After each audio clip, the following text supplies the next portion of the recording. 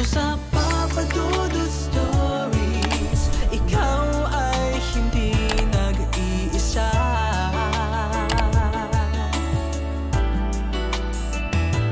Dito sa Papa Dudut Stories, may nagmamahal sa'yo. Papa Dudut Stories, Papa Dudut Stories. Dear Papa Dudut, sa lahat po ng mga nakatutok ngayon, huwag pong kalimutan mag-like, mag-share at mag-subscribe. Maraming salamat po sa inyong lahat.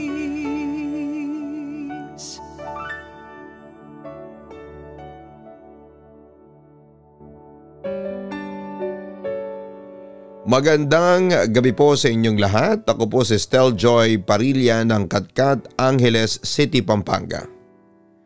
Ako'y 35 years old na sa ngayon at nagwo-work ako sa isa sa mga pinakamalaking hotel and resort dito sa Clark, Pampanga. At katulad ng iba mong mga letter senders, hindi na bago sa akin ang kwento ng kababalaghan dito sa workplace ko.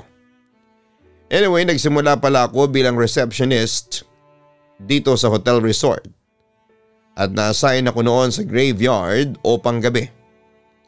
At unang araw ko pa lamang noon sa trabaho ay nakarinig na ako ng mga kwentong katatakutan na na-experience umano ng mga kapwa ko empleyado at ilan sa mga naging guest namin.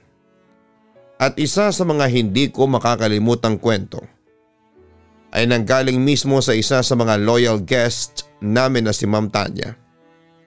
Manager siya sa isang airline at namamahala sa mga flight attendants ng kumpanya at isa sa mga regular guest na nakasundo ko at naging kaibigan.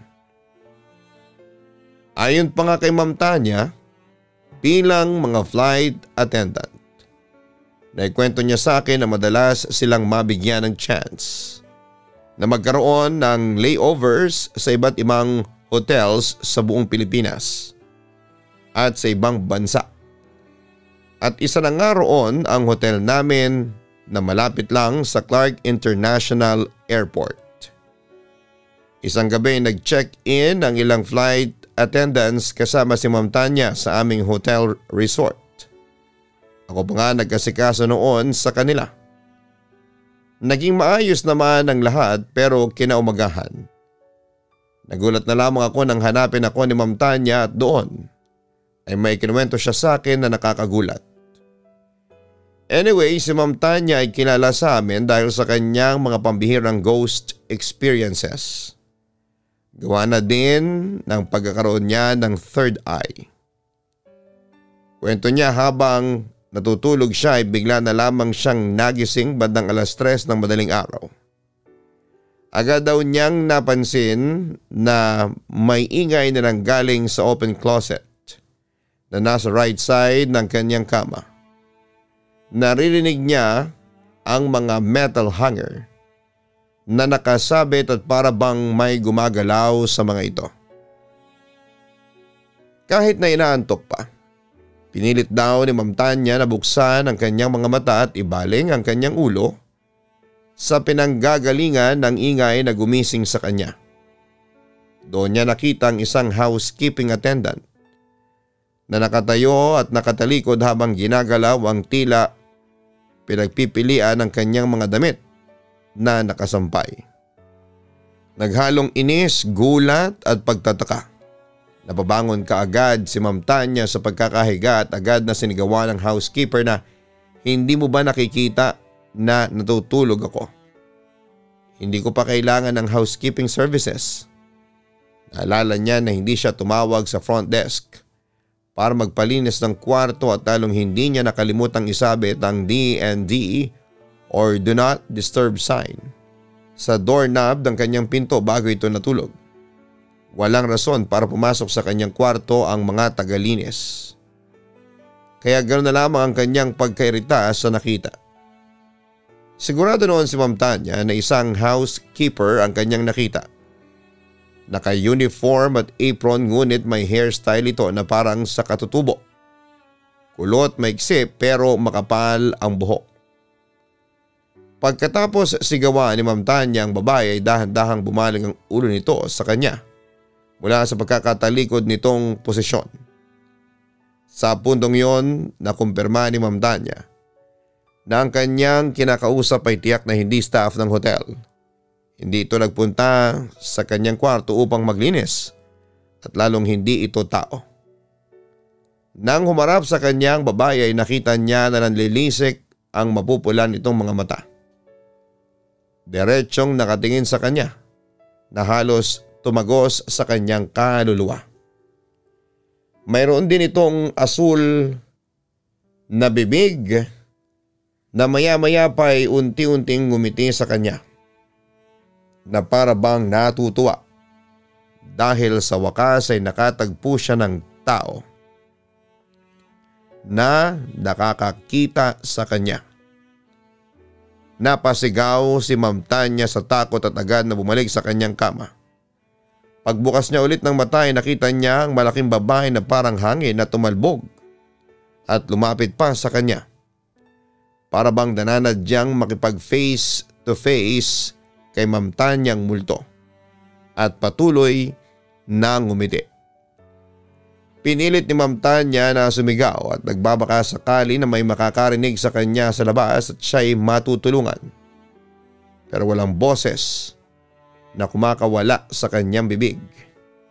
Mula sa sandaling pagkakapikit ay binuksan niya ulit ang kanyang mga mata at nakita na unti-unti nang lumapit ang espiritu ng babae sa kanya.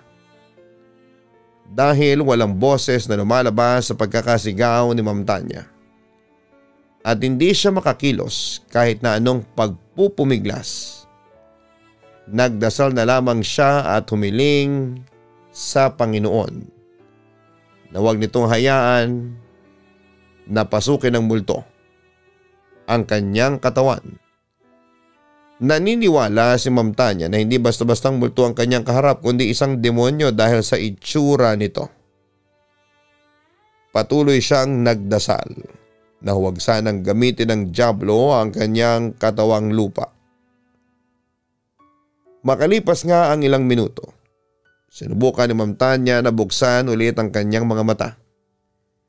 Nakita niya na ang espiritu ng babae na bilog na usok at biglang tumalbog patagos sa dingding ng kwarto. Nang mawala ito ay agad ding nakakilos si Ma'am Tanya at dali-daling tumakbo palabas ng kanyang kwarto. Hindi ko na naabutan yon kasi nag-out na ako bandang 2:00 pa lamang ng madaling araw. Estel, matagal na ako nag-check-in sa inyong hotel pero ngayon lang ako naka-experience ng paranormal sa hotel ninyo. Ang buong akala ko'y walang nagmumulto dito. Wika ni Ma'am Tanya sa akin. Pasensya na po kayo sa mga nangyari, Ma'am Estel. Although may mga naririnig na po akong kwentong kababalagan dito sa hotel namin, wala pa naman po ako na-experience. Ang sabi ko naman sa kanya. Kumalat ang kwento ni Ma'am Tanya sa kapwa niya flight attendants. Kapag tinatanong siya ng mga crew kung ano ang room number ng hotel, kung saan niya nagstay ay sinasabi niya lang na hindi na yung mahalaga dahil may kakayahan naman yung entity na tumawid o tumagos sa iba't ibang lugar ng hotel. Mula noon ay takot nang mag-solo room ang mga crew at kadalasan silang nagsasama-sama sa isang kwarto dahil sa pangamba na muling magpakita ang housekeeper na nakasalamuha ni Ma'am Tanya.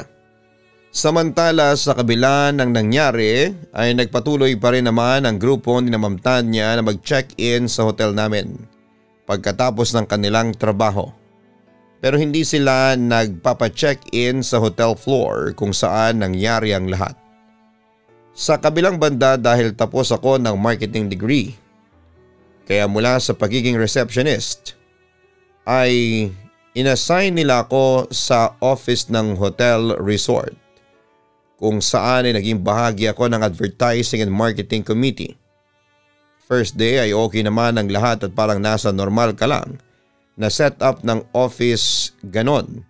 Then after 2 weeks ay na-transfer ako sa planning and promotions department ng kumpanya para sa isa sa mga training ko. Very competitive and approachable naman ang team na nagtitrain sa akin.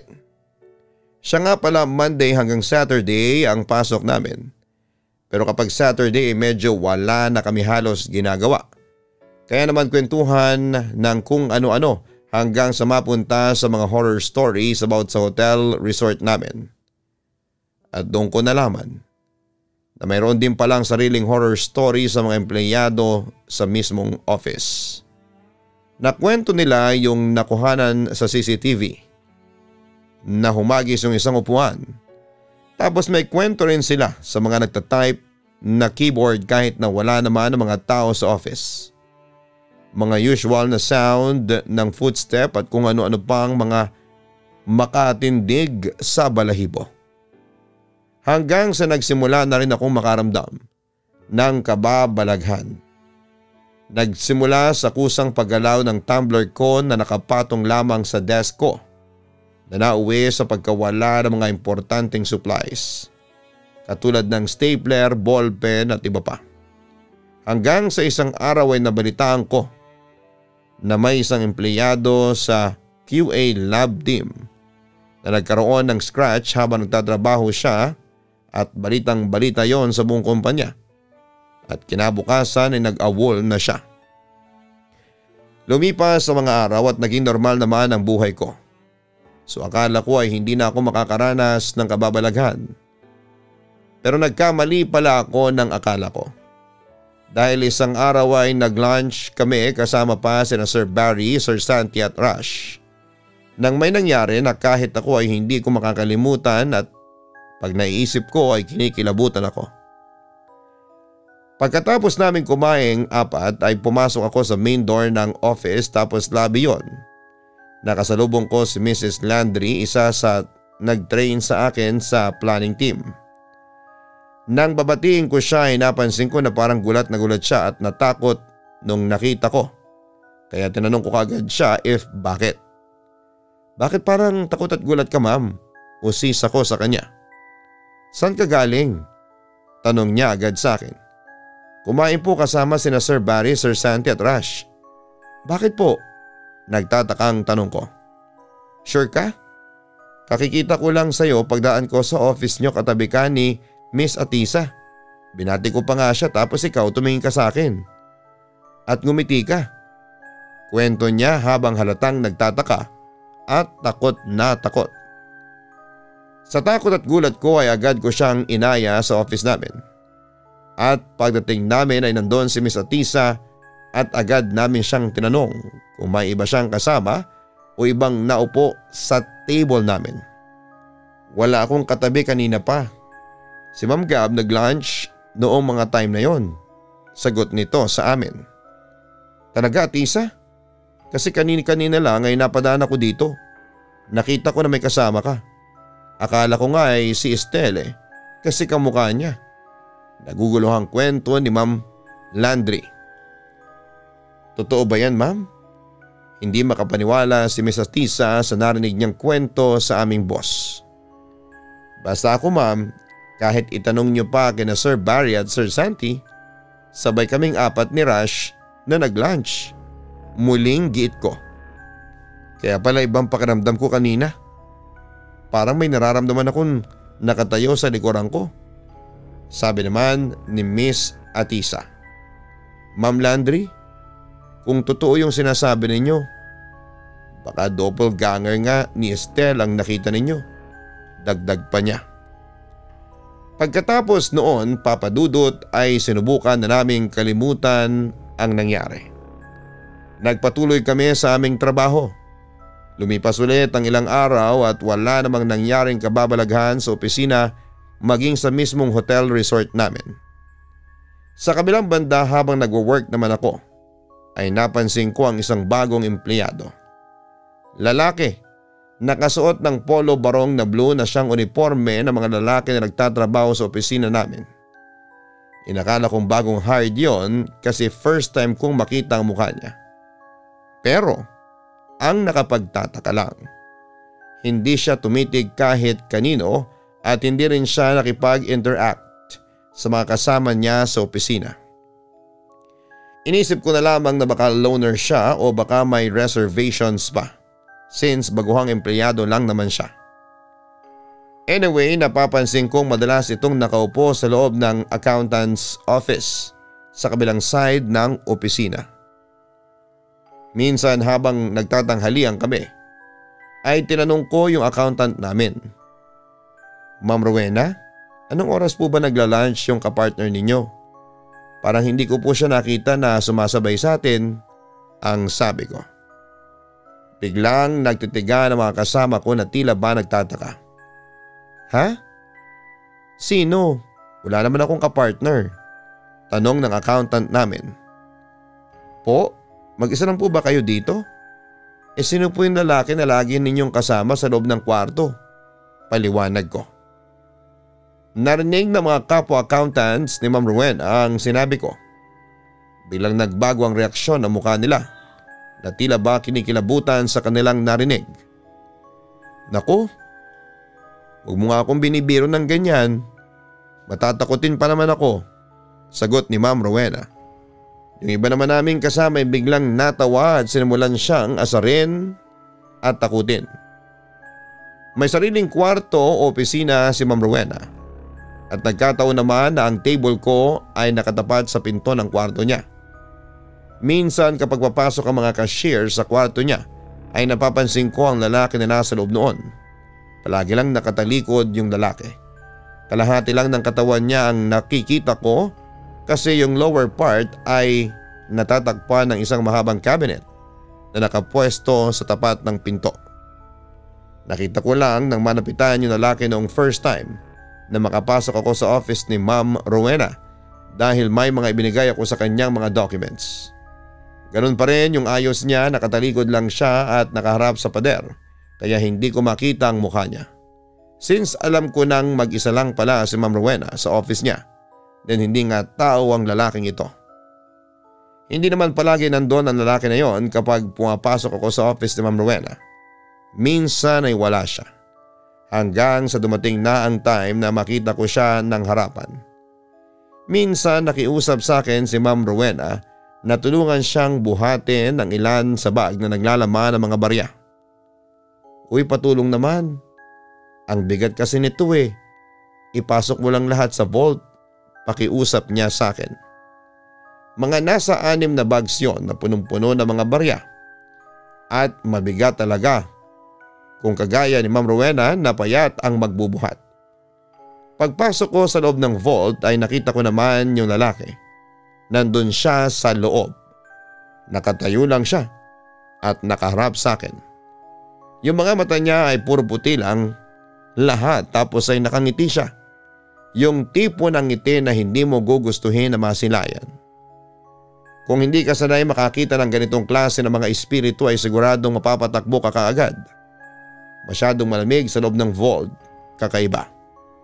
Tinapos ko lang ang paglalagay doon ng mga bags na puno ng barya at agad na sinarado ni Ma'am Rowena ang vault. Ang lamig sa loob ng vault, no? Wika ni Ma'am Rowena. Oo nga po eh. Lagi po bang ganyan dyan? Tanong ko. Madalas pero minsan ay hindi. Minsan naman dito sa pwesto ko sobrang lamig kahit na hindi ko naman nilalakasan ng aircon. Kasi nga ayoko nang giniginaw, sagot niya. Totoo naman ang sinabi niya. Hindi nga maginaw sa office niya noong time na yon pero sa loob ng vault ay sobra. Walang kamalay-malay si Ma'am Rowena na palagi siyang may kasama sa loob ng office niya. Minsan naman ay kinakailangan ko mag-overtime 5:30 PM na noon at nagsiuwian na mga kasama ko. Galing ako sa advertising area at bumalik sa back office.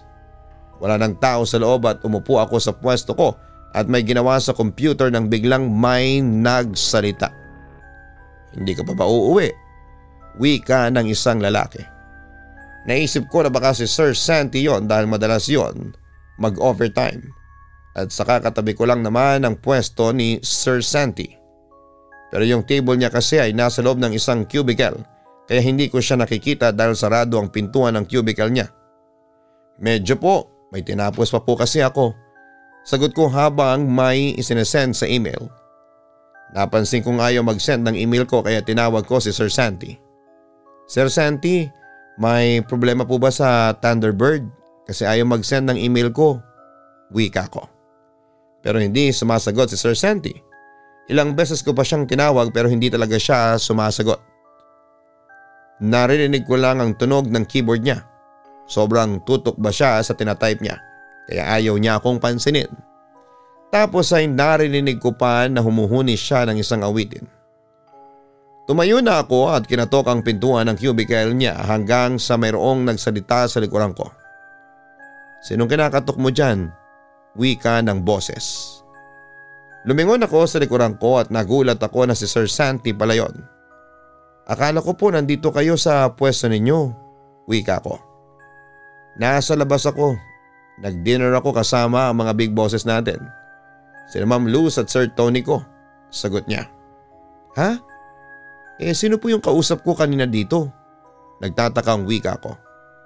Binuksan ni Sir Santi ang pintuan ng cubicle niya at nakita naming wala namang tao doon. Ibig sabihin talagang mag-isa lamang ako sa loob ng office mula kanina bago dumating si Sir Santi.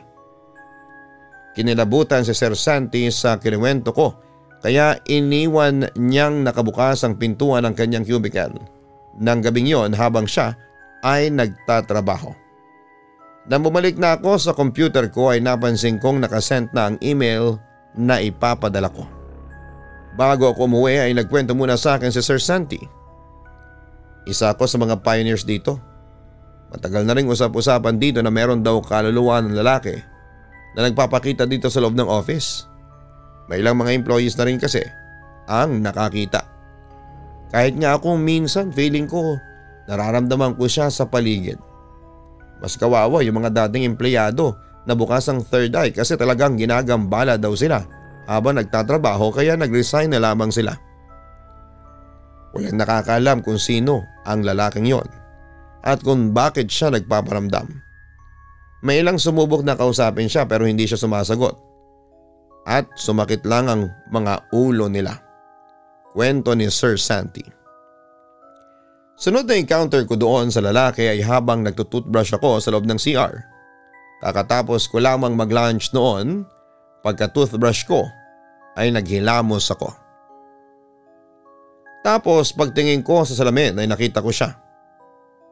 Biglang kumurap-kurap ang ilaw hanggang sa bigla siyang naglaho.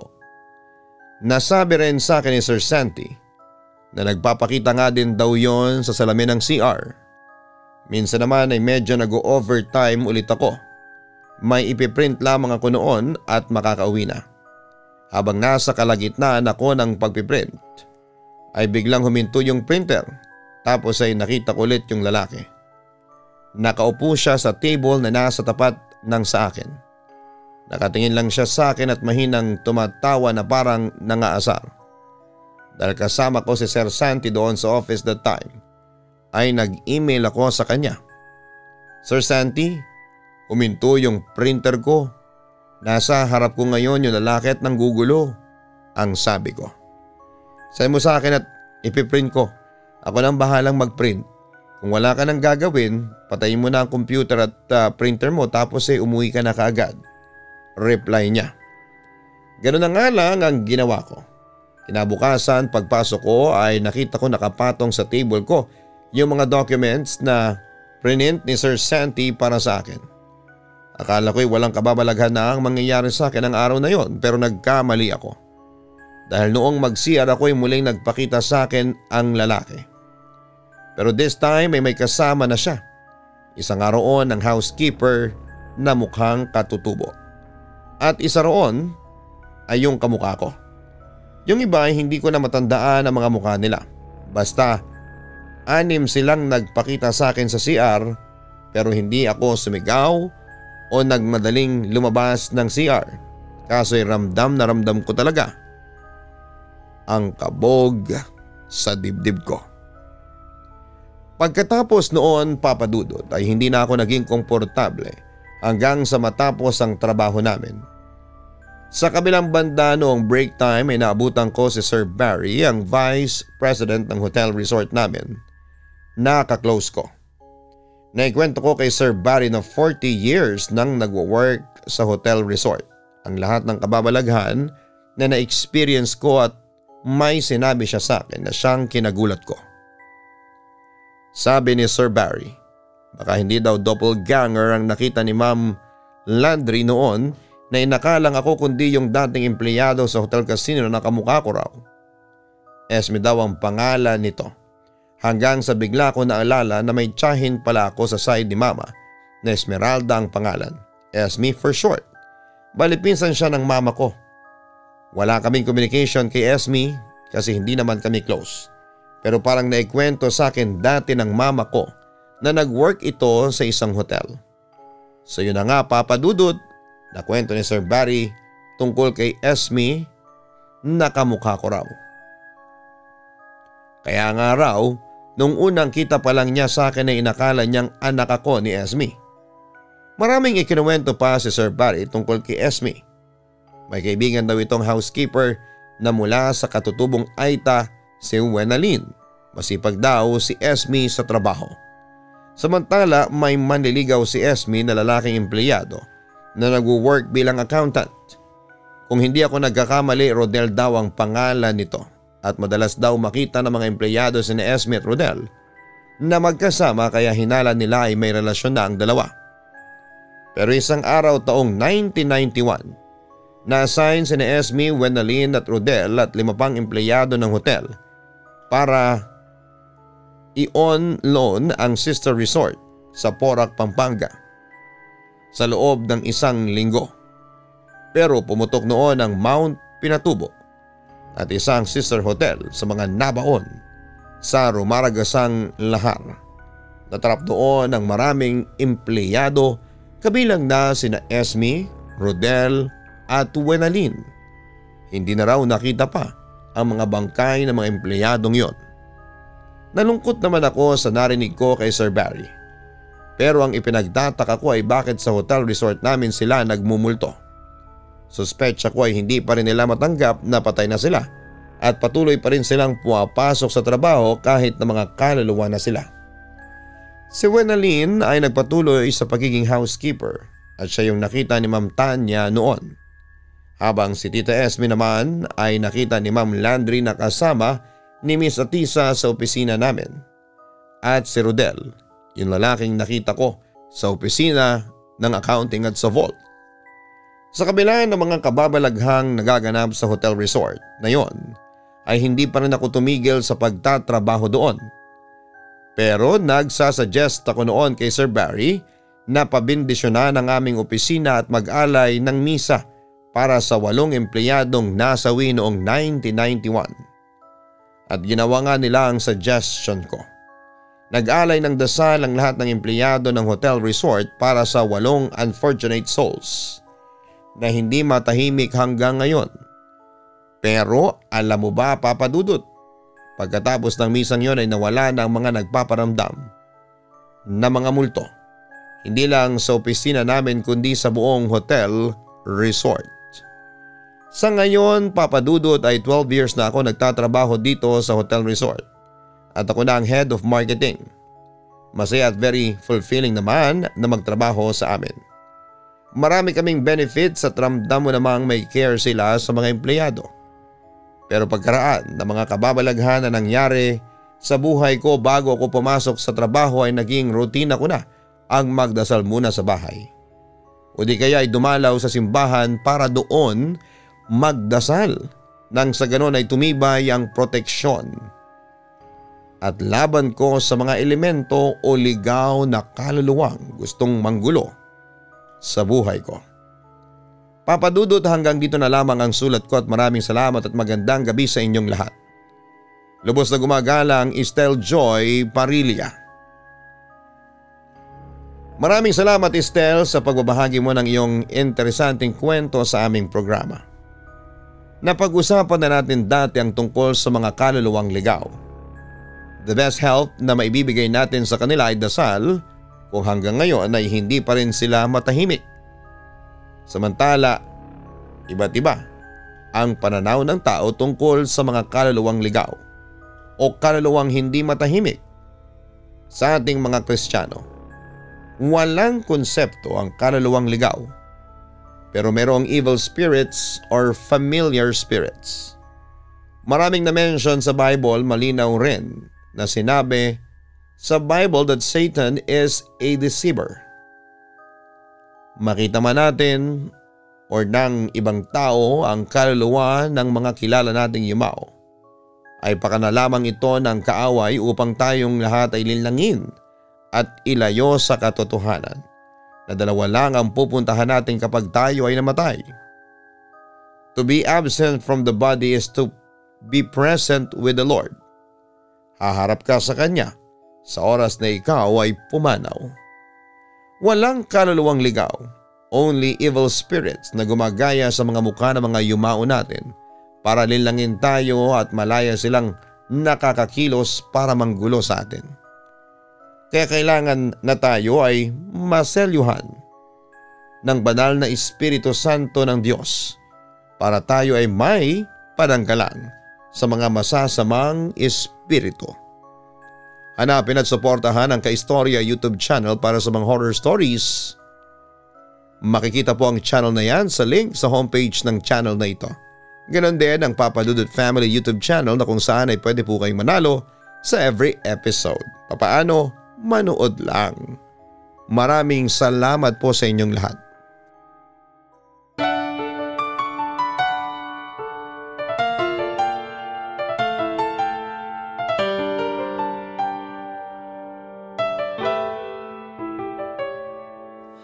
Ang buhay ay mahiwaga,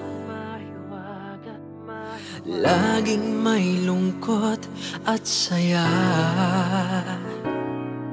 Sa Papa Dudut Stories, laging may karamay ka.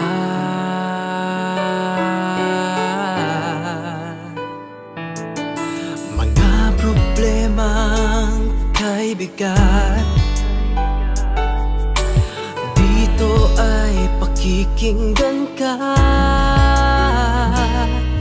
Sa Papa Dudut Stories, kami ay iyong kasama. Dito sa Papa Dudut Stories, ikaw ay hindi nag-iisa.